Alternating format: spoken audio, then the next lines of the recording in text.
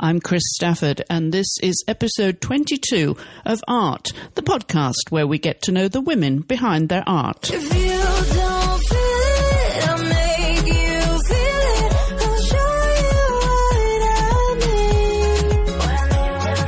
If you don't feel it, I'll make you feel it. I'll bring you to your knees. If you follow me.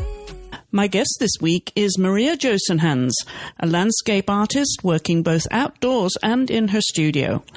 An artist for nearly 4 decades, Maria's work plays back and forth between representational and abstract, as she allows each painting to find its own unique path.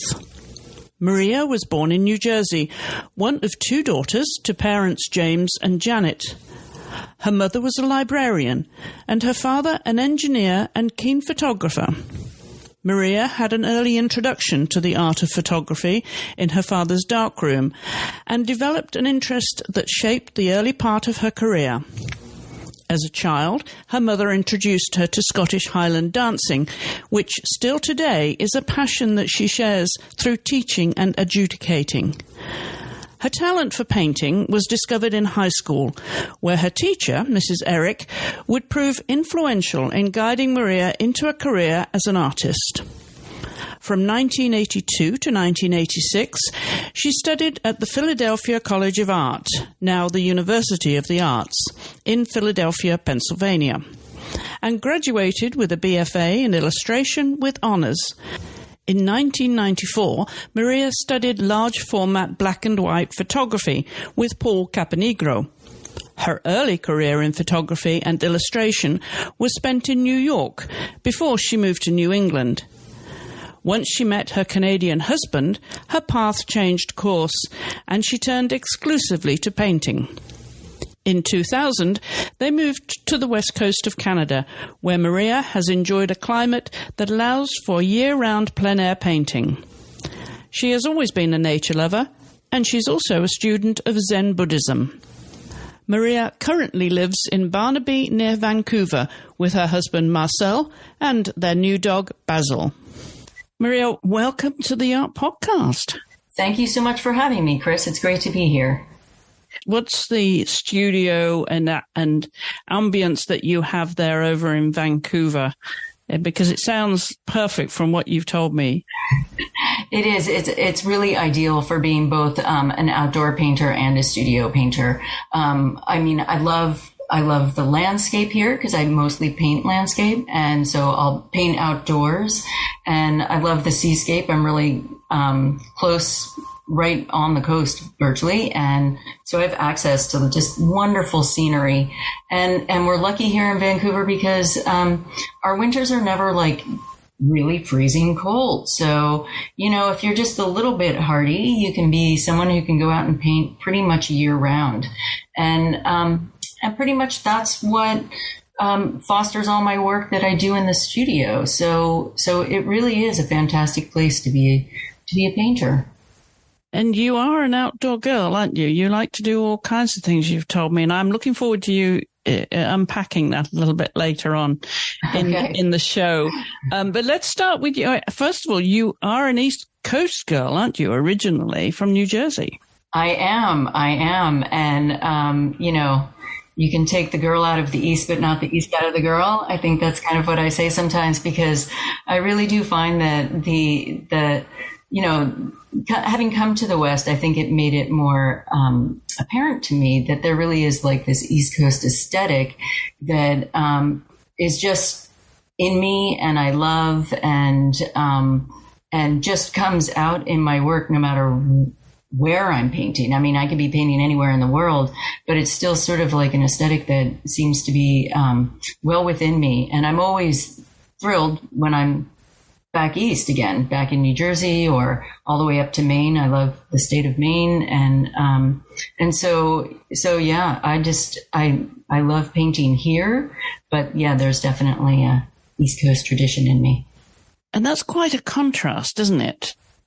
New Jersey is quite a distinct background in terms of, the culture and I'd imagine, your upbringing too. I want to talk about that a little bit, and your parents and how, that informed you as an artist, because you started very young with your perception of the world and how you wanted to recreate it.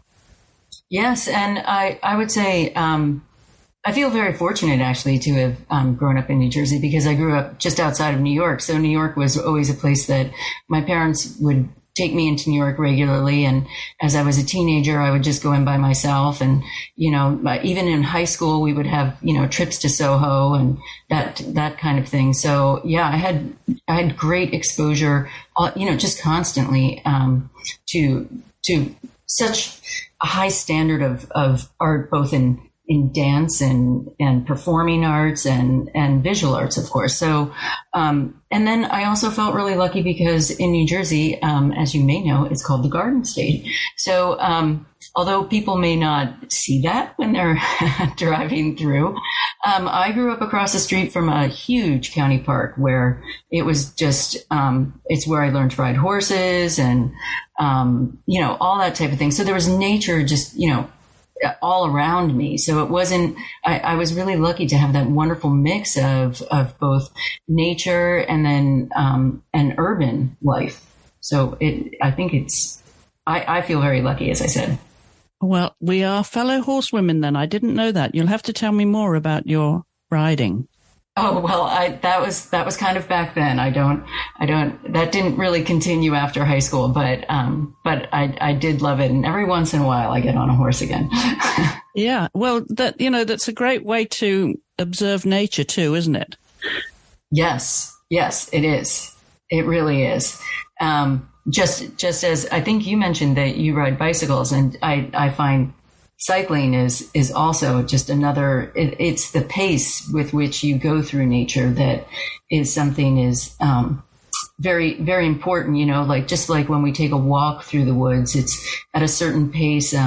Cycling is at a certain pace. And of course, being on a horse too would be at, a very different kind of pace. And I think it's a nice kind of slower meandering as opposed to, getting from point A to point B. Yeah, so true. And of course, your art is all about observation too. So you need that time to connect with it, don't you? Yes. I think that's it. I think there's a lot of artists out there who, if they, are feeling, they're in their studio and you're feeling a bit, like confused maybe, like as to, you've lost your way as to what you're working on kind of thing. There's nothing like stepping outside and just, even if you just go sit in the park or, sit outside, wherever it is that you live, there's just something about being outdoors and sort of that reconnecting, that just will automatically happen when you step outside. It's so easy. Yeah. And I often wonder about that because, when you do, it's like any artist or writer, you suddenly, you have a block, a writer's block, or get into the studio and it's just not happening. So that is your go-to place. Is it just to get outside with nature and center yourself again? Yes, for sure. And that's where painting outdoors, plein air painting is key for me. I don't necessarily go out to, produce painting there on the spot. That's not always my intention. I actually sort of, even when I'm teaching, I'm always telling people I divide plein air into two camps. Either you're going outside to produce a painting, or you're maybe deciding that you're just going out there to do studies, to observe, to make color notes, whatever it is, right? So it takes that pressure off of making a painting. And sometimes, if you go out with that latter intent, that you'll come out with a great painting at the same time, right? So, but it definitely is like that observing and that noticing something that maybe you've never noticed before. It's just bound to happen. So you have to listen to nature as well as observe. Yes, for sure. Are you a meditative type of person then, Maria? Is that your way of meditating, just to connect with nature? Well, that is funny that you asked that, because I don't think you and I talked about that, but I do. I definitely have a leaning towards Zen Buddhism. So there's actually a place in New York State that I will go on retreats every once in a while. That's a Zen-based retreat. So I do find that is very a very important part of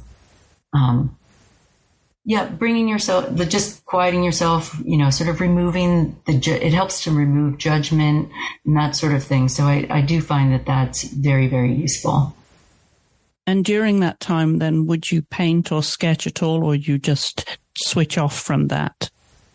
It depends. It depends on the schedule of the place where I am, because there are times when you're not supposed to do anything else. So yeah, no pens, no nothing. But otherwise, I do squeeze in, going outside to paint, because it's in the Catskills. So it's just a beautiful area. And there's also a monastic there who is an amazing artist herself and potter and that sort of thing. So she's always been a huge help and influence on me through my process, probably over the last 20 years or so. Can you describe then how you emerge from that, Maria, as opposed to when you're going into it? What do you feel has been transformational during those periods? I don't know if I do. I think that's the kind of the point is that there isn't, it's not so much that conscious shift. It's sort of removing that like letting yourself just sort of be, which is a very, ironically, a very difficult thing to do, right? Because as we've, gone through art school and all this, it's always about, the technique and the all of the skills that we've learned, all the design and concept and shape, and which are all things that I definitely think are important to learn.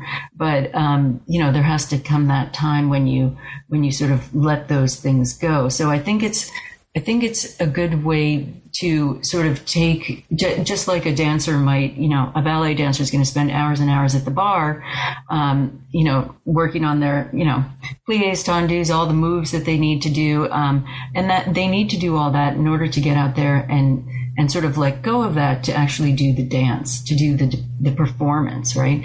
So I look at art very much the same way, our hand practices in doing, drawing and painting and handling of the paint and the brush and all of our materials. But when it comes, when do we find that time when we are actually just truly painting?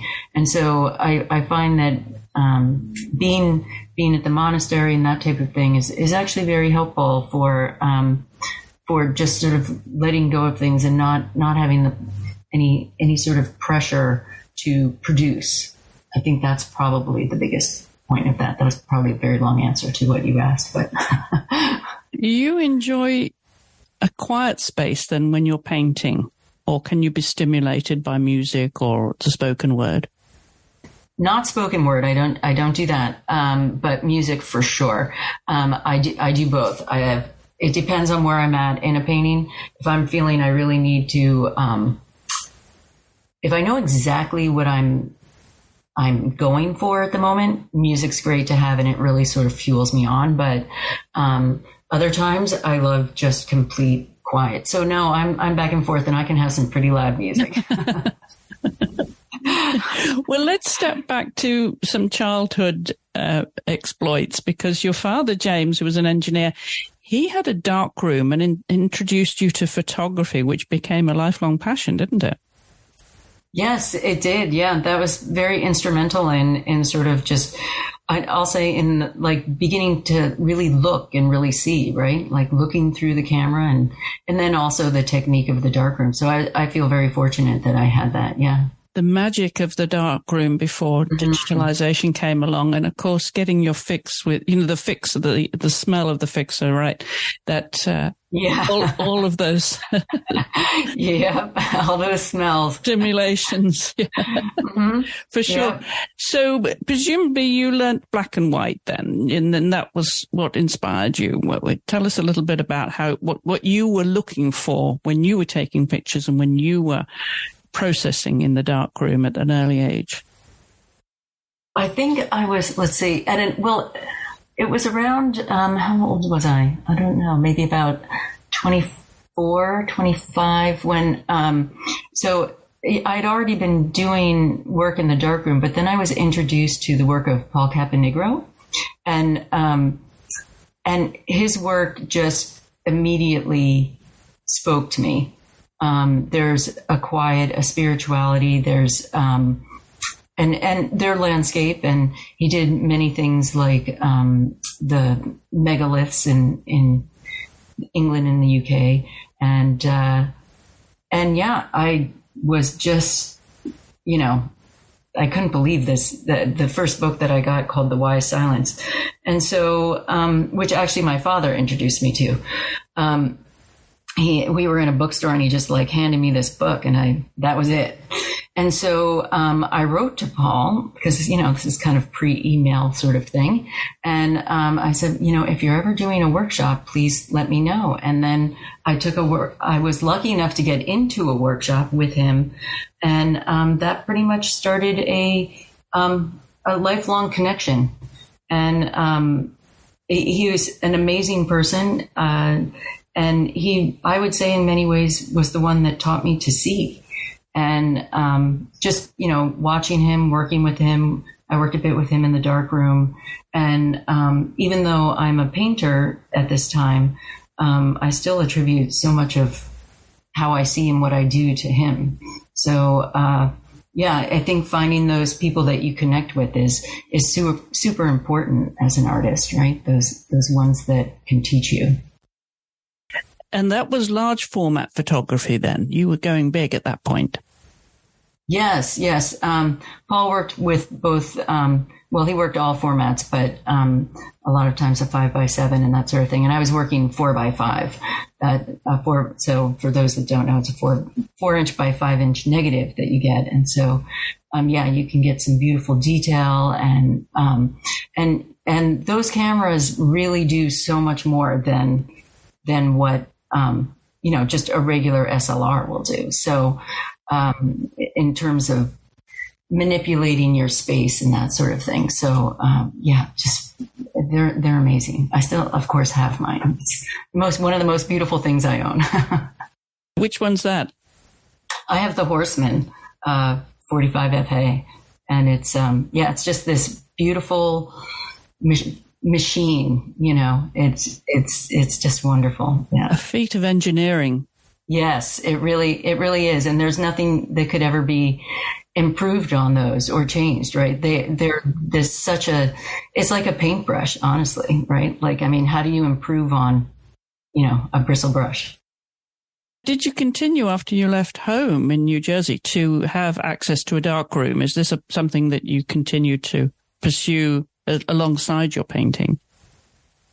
No, actually at that time I had stopped painting and was doing, only photography. I had moved up to the Berkshires in Massachusetts and, had myself a dark room up there and worked up there. So I was doing, I wasn't painting at the time. I'd sort of just put that aside. I find that, there's only so many hours in the day. And, I hadn't really, I had worked as an illustrator previously. And I think that sort of, that having been the type of painting that I was doing, sort of working for other people and that sort of thing, I felt the photography was now finally like my work.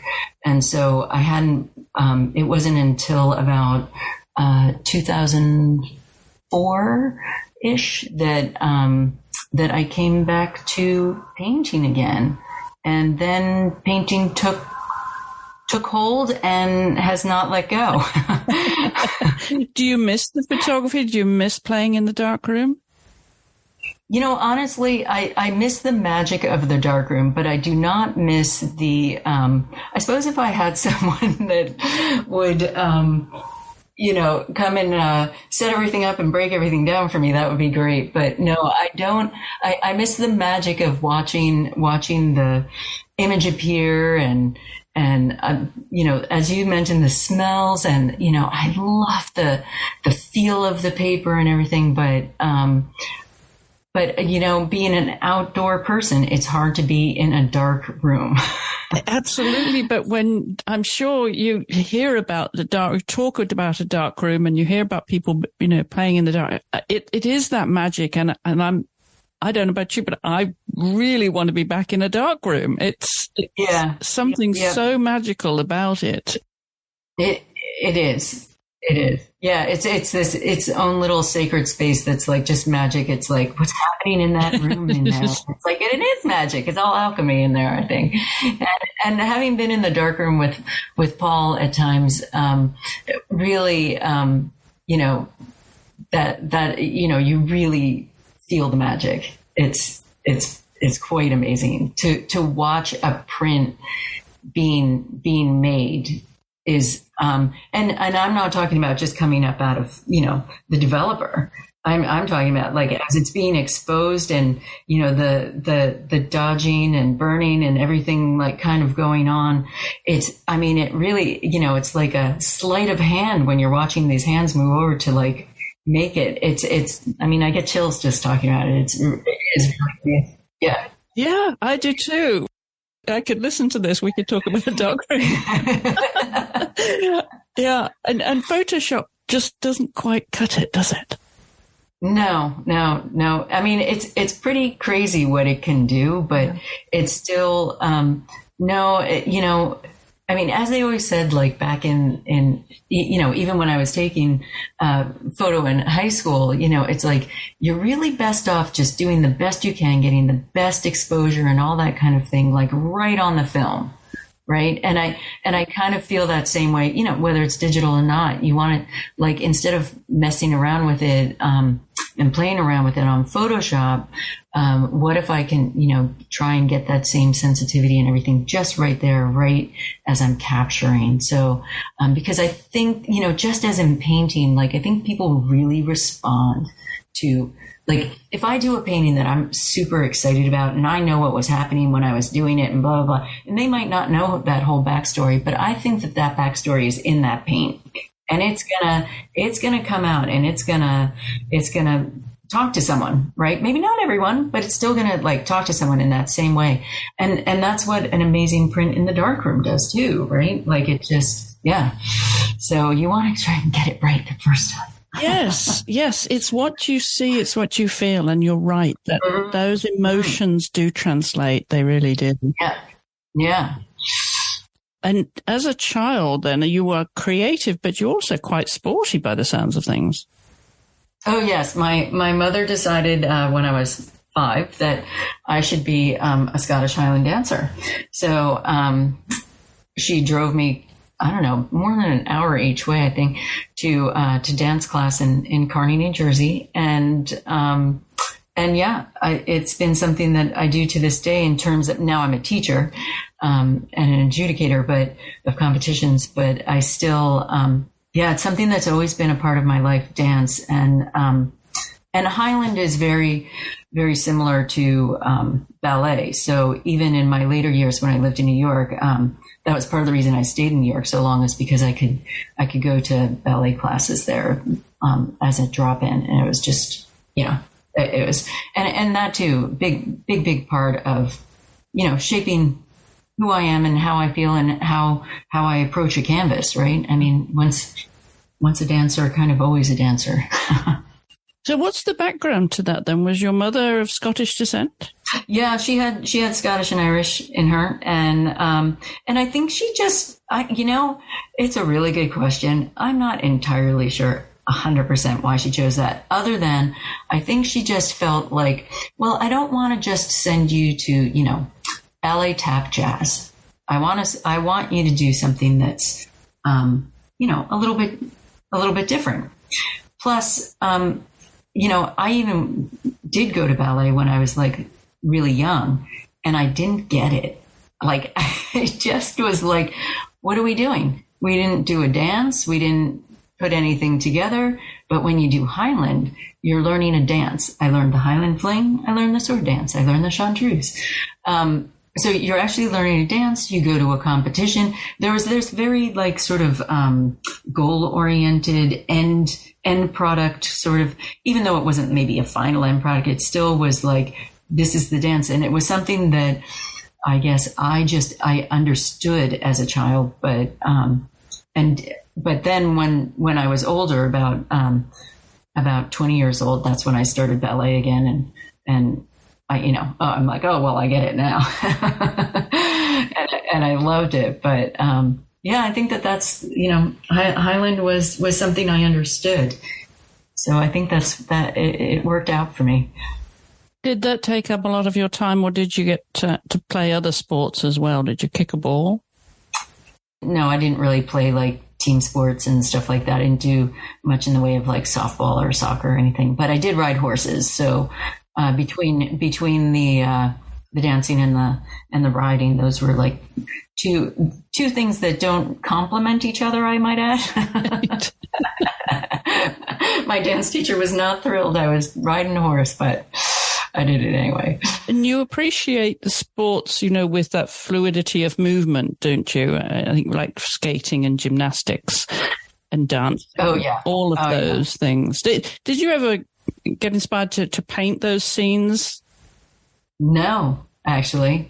They just, I think I've always, even in my photography, I was always very nature-based, meaning like outdoor landscape.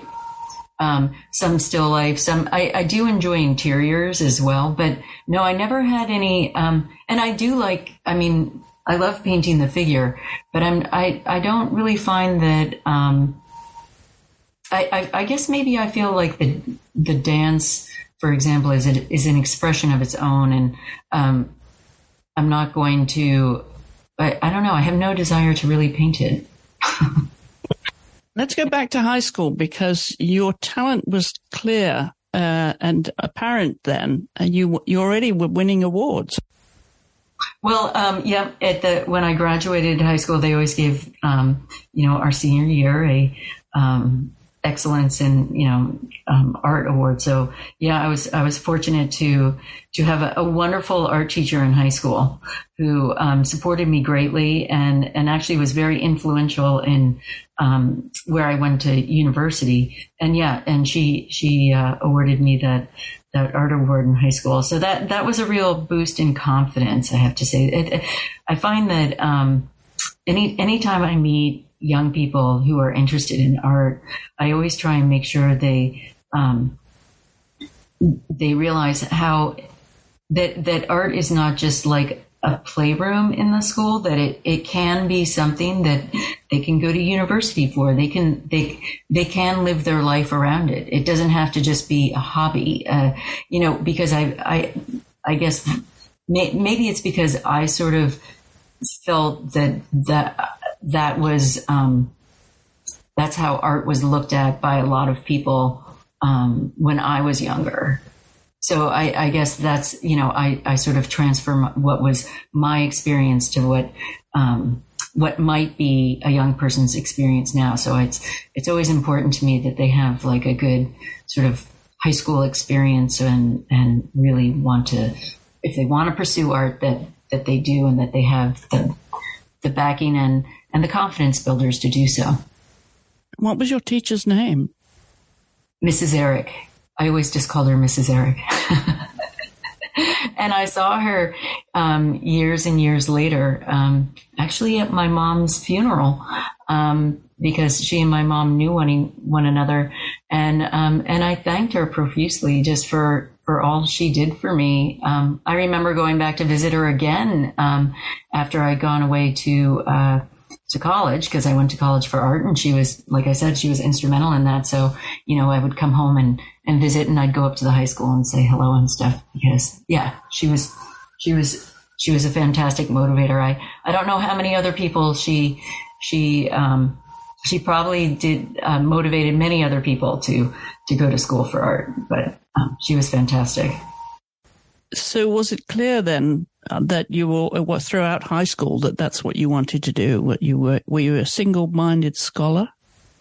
Yeah, I spent all my time in the art room. I would change my schedule to figure out exactly what credits I needed in different subjects, and then get just enough of those. And then all the rest of the times I'd be like, well, can I have an open studio in the art room? So that's what I did. I rearranged my schedule so that I would be there all the time. And were you thinking then of what you were going to do with that once you graduated? No, it really wasn't until my senior year in high school that I realized in some ways that, oh yeah, I can go to university for this. It's almost that I enjoyed it so much I didn't think it was possible to do as a lifelong thing, because I went to a high school that was very professionally motivated. Like pretty much everyone went to some kind of university or college, but for engineering and biology and physics and chemistry, all those types of things, right? So it wasn't, I was probably the only one that went to art school out of about 300 people. So, it wasn't something that was easy to move into, I think, in some ways. Like the mindset wasn't there, I'll say. So what was the inspiration then when you were going through university and how that would inform your future? Well, I wasn't sure exactly what I wanted to do, which I think is true for a lot of people. I mean, now a gap year is a thing, right? For people to figure out what they want to do. I went right into school and I just thought, well, I'm going to be practical. I'm going to do illustration, because then when I get out, I know how I can support myself. And that's what I did. And I think it was a great choice, for sure. I didn't work as an illustrator that long, but I certainly learned a lot. I had great teachers, and yeah, it did send me on a path to, and I painted. That's what I should say, is like painting was my medium even then in illustration. So yeah, it really set me up to do some great, some great things, like even get into photography. And what were you painting at that time then? Was that oils, landscapes? Yeah, it was oils, and I was when I worked a little bit in New York, I did some book covers and they were like portrait kind of things. So it was for a Scholastic book company that did books about, for instance, like Colin Powell or Dolly Madison, like these kinds of things. So but my process being an oil painter, I didn't have the super fast technique or style.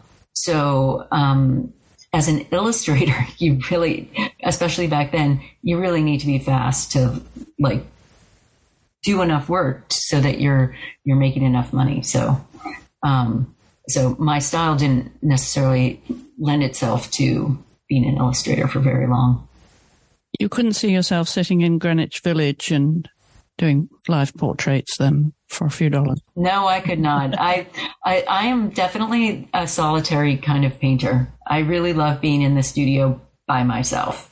I really find that's when, that's when my best work is done. Yeah. So even outdoors, I mean, and that could be possibly part of the reason that I really love going to paint outside, because I'll go to paint in places and I'm happy to hike or, really go far into the woods kind of thing, to find like more solitary space where I'm not right on the path where, everyone's going by and looking at your painting and asking you questions. And I'm not an urban painter, right? Where he's standing on the street. Yeah, no, that's not my not my favorite thing. That's not up your boulevard, but you did get immersed in New York and the pace of New York, as you say. Talk a little bit about that and how then you went back out and upstate, into New England, didn't you? Yes. Yeah. Yeah. I lived in New York for about, 10 or more years, and I loved it, and I still love it. I love that pace. And, being an artist in New York, you can also just, it's pretty easy to, as they say, be alone in New York, right? So you can you can get yourself into a studio, whatever, even if you're in a park in New York, you can usually find a place where like people aren't going to bother you. So, it is possible, but yeah, no, I had some good friends from art school actually that lived up in the Berkshires, and that was actually how it is that I ended up there. I basically we always kept in touch. I would go up and visit, and I kept threatening that I was going to move up there, and I eventually did. So, and it was a wonderful move because there's also a great arts and culture community up there. It's like right near Tanglewood, right, and Jacob's Pillow, and they have some great galleries and museums and all that sort of thing. So there was still lots like right nearby and easy to get back down to New York if I wanted. So yeah, so it was actually a really great move. And so from New England, then what happened? What brought you west? Was it the husband to be, Marcel? Yes. Actually, I've always loved to travel. I love the mountains. I used to climb a bit, and I was on a trip and I was on my way to Tibet, and I was in China. That was like in Chengdu. And so that is actually where we met, because I was with a friend and we were doing some trekking and climbing, and he was with some friends and he was cycling. And so that's where we first met. And long story short, as a couple of years went by and that sort of thing, and we stayed in touch. And then it was kind of like, well, he's from Canada, I'm from the US, who's moving where? So, and at the time, we decided, well, let's give the West Coast, well, he was from the West Coast, but I was like, I've never lived on the West Coast, so I'd like to come out there. So that's the way I ended up out here. But in between that, while we were deciding what to do, we actually decided that's when he got me on a bike. And we ended up going on a 2-year cycle touring. I don't know what you'd call that, just cycle touring for basically starting at the bottom of South America and going to Inuvik, which is above the Arctic Circle. So we didn't do it all in a straight line, but that's pretty much what we did. It took 2 years, and was an absolutely amazing thing to do. I mean, you just put everything in storage and you live off of your 4 panniers on your bicycle, and sometimes you camp, sometimes you stay in a village. Yeah, it's just, you meet amazing people. You learn what greatness there really is in humanity, honestly, because of the people that you meet. It's just wonderful. They open their homes for you. They give you information for where you are. They try and keep you, safe. If you're, like people always worry about Colombia, for example, and the people were just fantastic. It was wonderful. So yeah, it was a very humbling experience. And yeah, I need to look at the pictures again, because that was, that's coming on more than 15 years ago. So yeah, it was wonderful. Do you still bike? I don't really that much, because we're here in an urban area, and there's no great, I did when I first came here more, but where I live now compared to where my studio is not easily done on bicycle. And yeah, I'm waiting till there's better bikeways all the way there, and then I definitely will be. But did the painting and then the art all have that was set aside? Was it whilst you were biking, or did you take a sketchbook with you? I know I had my camera. The large format camera? No, but I had a medium format camera. So I had a Mamiya. I still have that. That is 6 centimeters by 7 centimeters. So it too is a fairly large film base. And so, yeah, no, I had carried like a cookie tin of film and then my camera in my handlebar bag. And periodically I would send the film home to my parents' place in New Jersey. And just let it sit there until I got back home and use the dark. That's when I didn't have a darkroom at the time or anything, right? So, I could still go down and use my dad's darkroom. Still had it, and so just a medium format camera was the way I went. And this is just a little bit before digital. Like digital was out, but it was kind of like certainly not what it is now, right? Like with the now I have a beautiful digital camera, but. Well, that sounds like quite the adventure. Did those images that you obviously absorbed in your mind and through the pictures that you take, did that inspire some paintings? Oddly, no, they did not. They, when I go to paint somewhere, I really find that I like to go and stay there for, it doesn't sound that long, but even just like a week or something, right? Like I need to be in a place for a while before I start feeling like I'm actually making paintings. Before I'm making paintings, I feel like I'm making postcards. I feel like I'm, if you're at Machu Picchu, for example, right? Mm-hmm. Like it's hard to not paint that sort of postcard image first, because you're like, I'm at Machu Picchu. I gotta, that's what I gotta paint, right? Like, everyone's going to think I'm really weird if I just want to paint some rocks over there or a hillside or something, right? Because it's not what, it's not where this amazing place where you are that everyone already has a picture of. And so I find, and clearly what I've just described has so much to do with that idea of, what other people think, right? So that's number one for why, I love painting by myself. But, I paint with friends as well, but, we all stay out of each other's way, right? We're all fine with whatever anyone wants to paint or do. But yeah, I find that that's like something that's very important, both outdoors when I'm painting and in my studio, is that, trying to like get that judge out of the way so that I can paint something that I feel is really towards the spirit, going back to what I learned with Paul, like, he might have been photographing megaliths, but, it's really the spirit of the land that's like coming through so much, right? And so like if you're at a place like Machu Picchu, for example,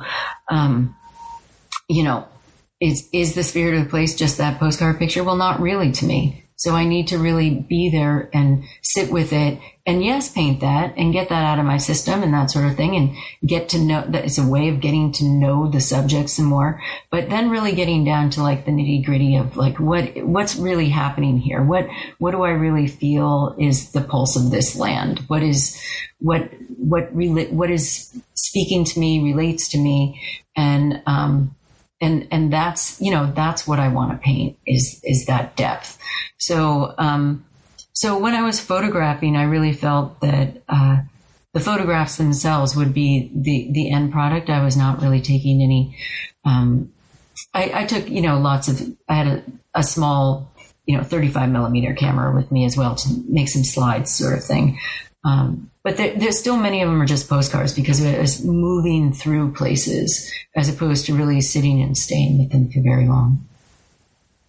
So when you finish a piece and you stand back and show the world, where does the satisfaction come from? Is it before you finish, or is it when you show the world? Oh, that's a great question. I would say it's mostly the greatest satisfaction is in the doing it.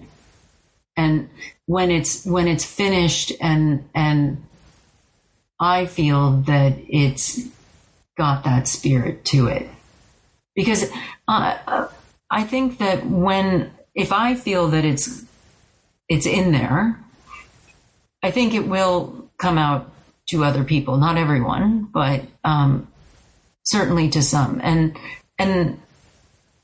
so that'll just be apparent. So it really is for myself. I think that I really want to get that. I really want to meet the place and feel like I'm a part of it in a way, and that I can be. Because I'm not really looking for people to see the world as I see it. I don't need them to, like, my aim is not to have them feel what I felt, right? Like, that's not my point in painting. I don't think it can be. And I'm not, I don't know why I need anyone to feel it like I feel it.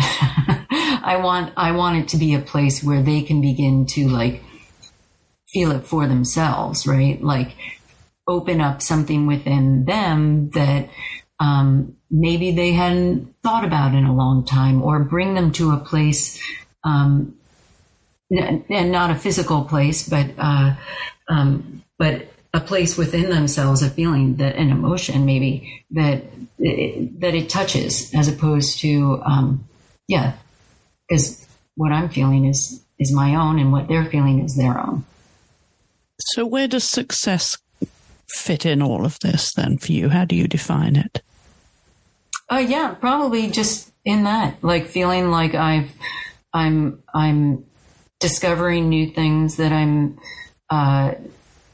and beginning to understand them and explore through them, through paint. Because honestly, when I see something that really jazzes me, I'm just like, yeah, I want to paint that, right? And how do I do that, right? So it's always like, wow, let's find a new way, right? If I've already taken a path once, I see no reason to, like, stay on that single path. Let's find new paths, climb new mountains, kind of thing. So I think success would be, is definitely a very personal venture for me. Yeah. And does your art by necessity have to be a commercial enterprise then? No, it does not. And I do have some paintings that I just keep for myself. Excuse me, because I just find that I don't need to sell them, even if someone would want them. They might be more useful for me at this time to keep them, because maybe I'm not even really sure what happened in those paintings. And once again, like, if it's something that has really jazzed me and moved me, and I painted that, then I find that someone else is going to pick up on that. They're going to feel that same sort of energy coming through it. So I think if I'm able to just, like, leave the commercial aspect out of it, that will bring itself. It doesn't need to be catered to. It should just be there if the work is what I want it to be. So you don't need that validation and that public recognition, because you get so much satisfaction out of the creation. Oh no, I mean, I wouldn't go. I mean, I think that would be, I'd be kidding myself if I said like, oh yeah, no, I don't need any of that. No, it's always great when you've got people responding to your work. I mean, it's the response, right? And I think what I really do enjoy is gathering all the different responses. Right? Like, this one piece, one painting can, move one person to tears and another person like walks right by it. Right. Like, and I actually, I love that. I think that actually speaks to the fact that there's no way, even if I tried, I couldn't like totally work towards a commercial end because, I'd miss the mark, right? Like I'd be trying to please everyone. And so I think if I can, just reach those few people that can really get something from looking at my paintings, then I feel that, the job is done, right? Like that's good. It makes me happy. Do you have a rock star moment when you finish a piece that you've been emotionally attached to that extent? Now, when you say a rock star moment, you mean like I stand back and think that the painting is all that? And you stand back and you look at it and go, yes!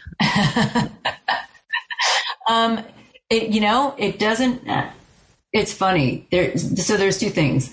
The first is like, yes, that happens occasionally. And, but probably only like, 9 out of 10 times, then I'll go back and look at it later and go like, I don't know what I was thinking. I don't know why I thought that, like, what was I looking at that so no, it doesn't always stick. Right. So I'm actually always a little reticent to jump to that moment. I do find that,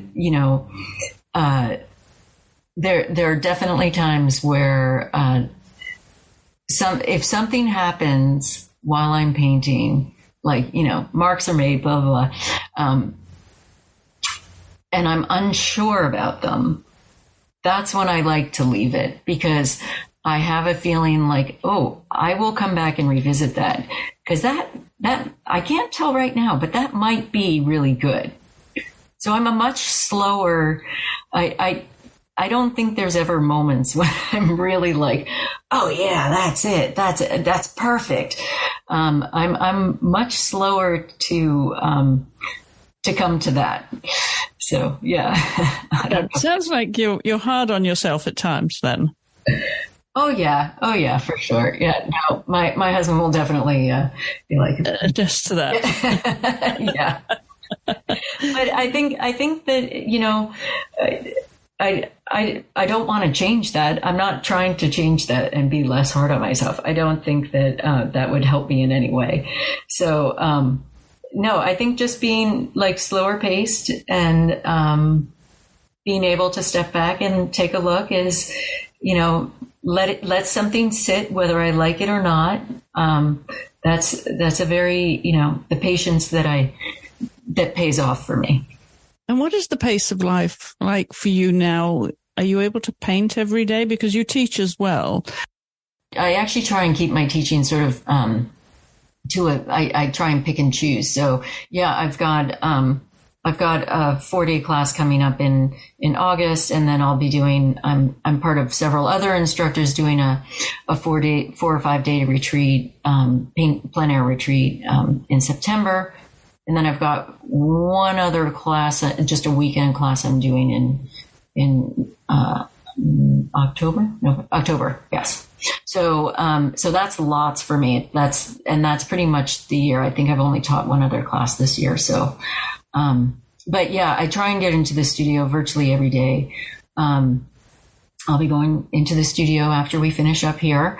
And, yeah, I've got a show coming up, a solo show in Victoria, BC in, October. So that's what I'm working towards. I'm trying to get the large pieces for that show done. So, yeah, lots of work to be done right now. So it's a busy time. And where is your favorite light? Where in the world? Oh, God. Well, okay. Let's see. I'm going to go with, like, Spain. I do love Spain.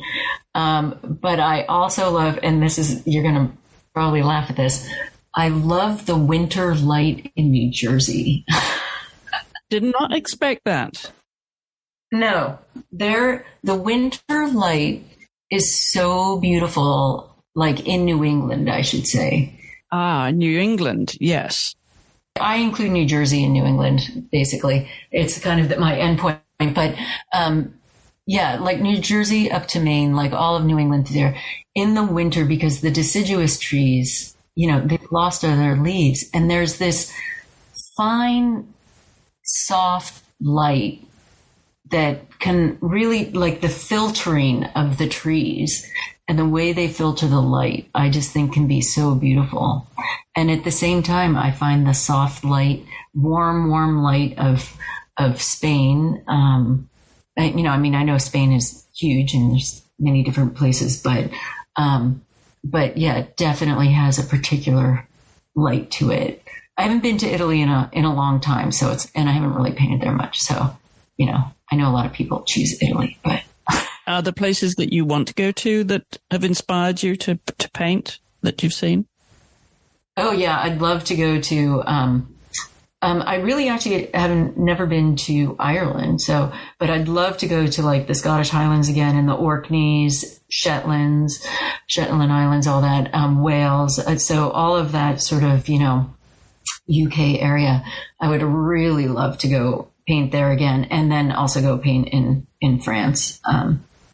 Those two places would be really wonderful, I think. Even in Brittany, like across like that whole English Channel kind of area, coastal and everything would be wonderful. So yeah, I mean, but I'll go anywhere. So I guess if you go back to Scotland, you'll be able to do lots of Highland dancing too. That's right. I can bring my students along. They can compete, and then I'll be like, okay, I got to go paint. Well, it sounds like you have a wonderful mixture and colorful life, Maria, that is hugely satisfying in many dimensions from all your different interests. Yes, I feel very fortunate. I really, really do. Wonderful. Well, thank you so much for being my guest, and long may you be inspired. Well, this has been a great conversation. Thank you so much for having me, Chris. And you'll find a link to Maria's website and her social media in the show notes that accompany this episode.